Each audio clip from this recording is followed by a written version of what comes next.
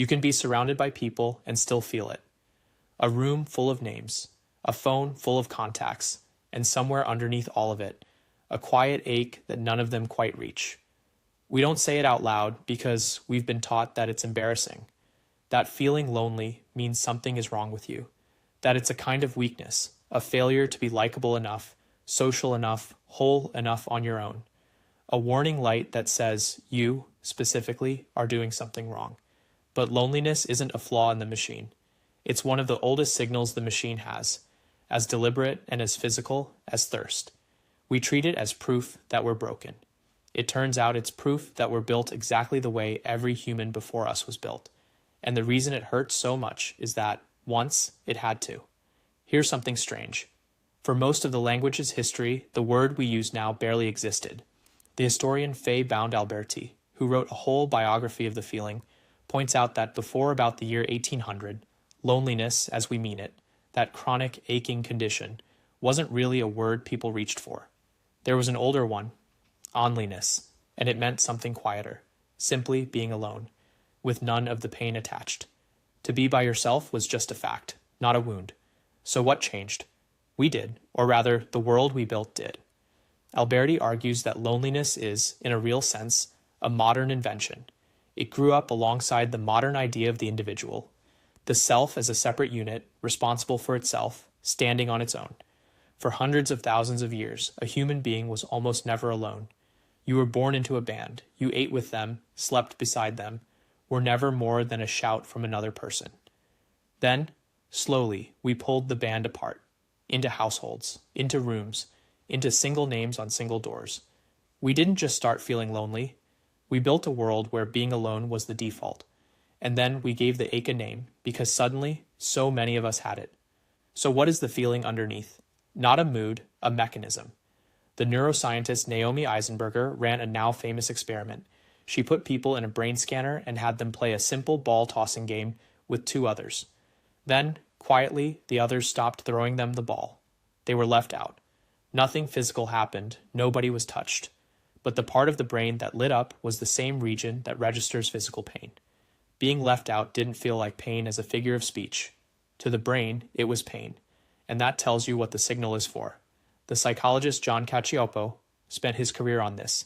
He argued that loneliness is the social version of hunger or thirst, an aversive alarm built in that exists to make a problem impossible to ignore.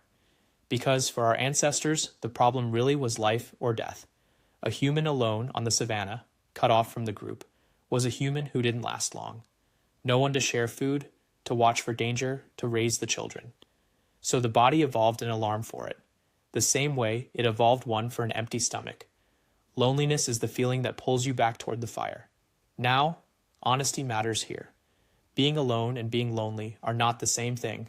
Solitude can be one of the best things in a life. Loneliness is something narrower. It's the gap between the connection you have and the connection you need. And when that gap stays open too long, the body treats it as a genuine threat. Researchers who pooled together studies on millions of people found that chronic loneliness tracks with a real rise in the risk of dying early, often compared, very roughly, to the harm of smoking.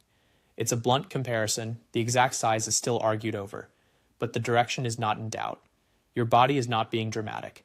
It is doing the math it was built to do. So if loneliness is an alarm that evolved to push you toward other people, why does it so often feel like nothing makes it stop? Because we answered the alarm with a substitute. The same decades that hollowed out the village handed us something that looks like connection and runs all day for free in your pocket. The trouble is, the signal was never asking for more names on a screen. It was asking for the warm, particular weight of actual people.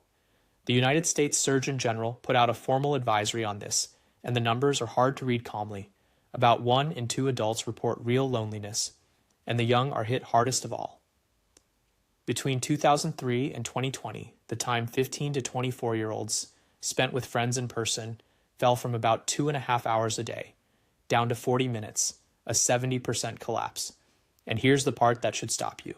When researchers at the University of Pennsylvania took a group of students and simply asked them to limit their social media just a few minutes a day, the loneliness went down. The depression went down. The thing sold to us as the cure for being disconnected was, for many of them, deepening it. None of this means a screen invented loneliness. It didn't. The village was already gone. But into that gap, a whole industry arrived selling the feeling of connection and quietly keeping the real thing, the costly, time-consuming, in-person thing, just out of reach. The alarm keeps ringing, because the alarm is profitable. We were never too weak for connection. We were sold a substitute for it, one notification at a time. So the next time it arrives, that quiet ache in a full room or an empty one, you don't have to take it as a verdict on your worth. It isn't one. It's a signal, older than language, older than the word we finally gave it, doing exactly what it was built to do. It is not telling you that you are broken or unlovable or too much. It is telling you something far simpler and far older, that you are a social animal built by hundreds of thousands of years of needing each other, living in a world that was quietly rearranged so you'd need each other a little less. The feeling isn't the enemy. It's a map, and it has only ever pointed one direction, back toward the others, back toward the fire. You were never meant to sit this far from it.